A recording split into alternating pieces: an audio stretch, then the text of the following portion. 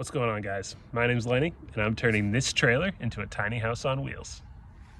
Welcome to another video where I filmed the intro way after doing all the work because that's when I got around to making these videos.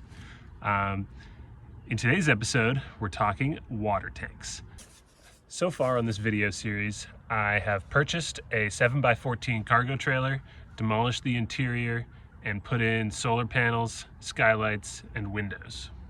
And today, I'm telling you guys about the water tank box that I built. So, obviously, if I'm gonna be living out of a trailer, I'm gonna need water tanks. So I'm gonna have two water tanks, clean water, gray water. I decided I didn't want to deal with black water. I'm probably just gonna do a composting toilet. When designing my layout, I realized that water tanks take up a ton of space. And as you can imagine, living in a small trailer, space is definitely something I'm trying to maximize. So I decided I wanted undermount water tanks. Now this is all well and good. The problem is A, mounting them, and B, I want to use this for skiing. So I want to use this trailer in the winter. So if the water tanks are underneath the trailer, then they're gonna freeze.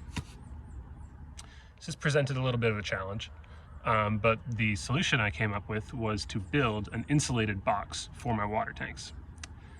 So essentially I built a box out of wood, insulated it, and bolted it to the underside of my trailer. And that's where we are today. That's my water tank box right there, and this is my trailer. So the tanks I bought were from a website called Class A Customs. They seem to be a pretty much one of the only options besides like Amazon where you can get RV water tanks. And the best thing about their website is they had a whole bunch of different sizes of water tanks. So essentially I chose two tanks, a clean tank and a gray tank, that were undermount style. And that just means that the top of the tanks are flat and the bottom is sloped. So they're designed to be mounted underneath. So yeah, I basically chose two undermount style tanks, and I got the ones with the largest capacity that could fit in between the steel beams on my trailer structure. So let me show you that. This is the tank. There's a sheet metal shield here on it, but this piece right here, can you see it? Right there. That's the steel structural beam of the trailer. And let's see, there's another one right here. So you can see this space in between the two, this beam and this beam. It's about 25 inches, and it goes the whole length of the trailer all the way back with that spacing. So I basically had to find tanks that fit in between those beams because I wasn't gonna cut my floor beams, obviously. Wall beams, fine. Floor beams, nope. So I bought two tanks that were basically, I went for the largest capacity, but I also wanted the lowest profile, you know, the lowest height. So they didn't stick down too far, and then they needed to fit in this little space. Now, one thing you might have noticed watching me film from underneath this trailer is that there isn't a lot of space. This clearance from here to here, it's about 8 inches last time I measured. Now that I'm under here, it feels more like 5 or 6, but I'm pretty sure it's 8. And so in order to maximize that clearance, I did something a little weird. So let me explain to you my floor first. I am gonna come out with a video in the future that's all about my floor, but for now, essentially, there's a 3/4 inch thick piece of plywood that came with the trailer as the floor. That's that. And that was the only floor in the trailer. That's just how cargo trailers come. So my plan is to keep that, and then I'm putting 1 inch thick insulation on top of that. And then on top of that, I'm gonna do a 3/8 thick underlayment of plywood. And the pieces I'm planning to use for that are the ones that came off the side of the trailer when the ones that were in there when I bought it, because those are just big flat pieces. And then on top of that, just a rubber mat and vinyl sheet. That's what the floor is gonna be.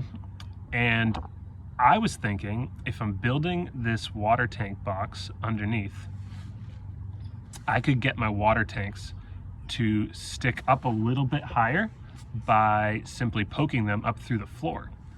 So my plan is to poke the water tanks up through the 3/4 inch thick subfloor and through the 1 inch thick layer of insulation and have them sit directly underneath the 3/8 thick layer of plywood. And that way I can get the tanks as high as possible from the ground and get this water tank box, as much clearance in here as possible. All right, sending you back to time lapse of me with a mustache in the summer doing this install. So step one, just cut a hole in my floor. I just measured, drilled some holes for the jigsaw, and then went to town.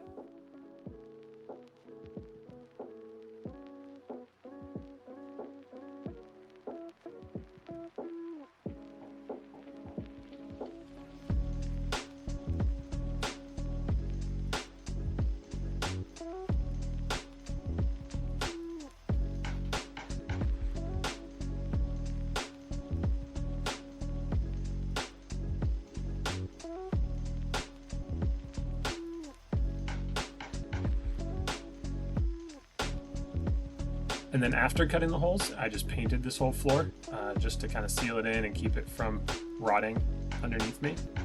This is my structural subfloor, so I just used porch paint. I totally meant to purchase clear, transparent paint, but it ended up red, so I guess my subfloor is red. But anyway, after 2 coats of paint, it's time to cut some plywood to use for my water tank box. I used like a weather-resistant 3/4 inch thick plywood sheet.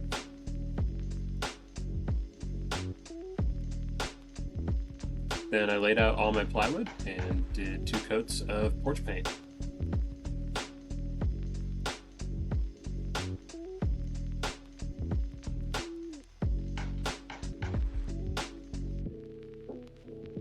Then for the assembly of the box, it was just wood glue and screws. Pretty straightforward. And then you can see here I actually cut a notch on either side for the steel beam that's going to run down the center.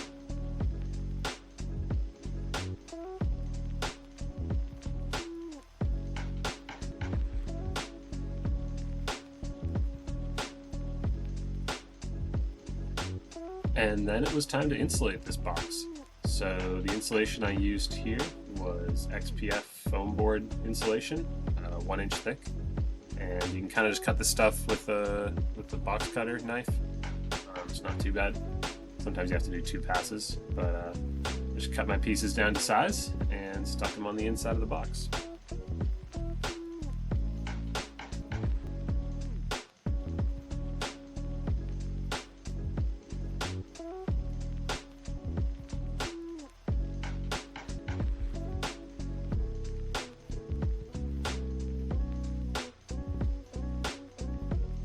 I had to do a little bit of trim work on the edges to get them to fit just perfect, but once they did, it was a real good fit. And I just used a Loctite PL300 foam board adhesive.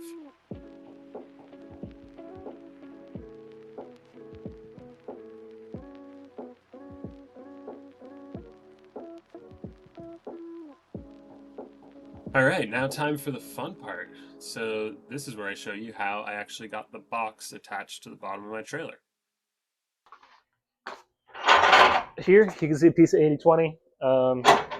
It spans from this beam to this beam, and then I'm also going to attach it to this beam. I'll have 3 of those cross beams, 1, 2, 3, with 3 bolts in each.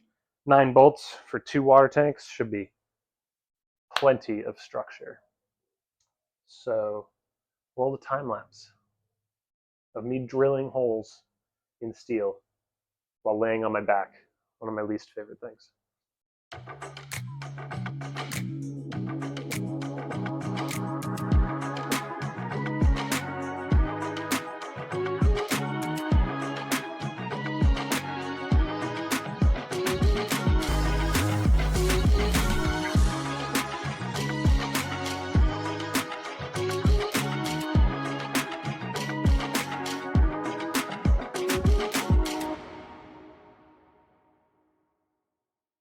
All right, check this out.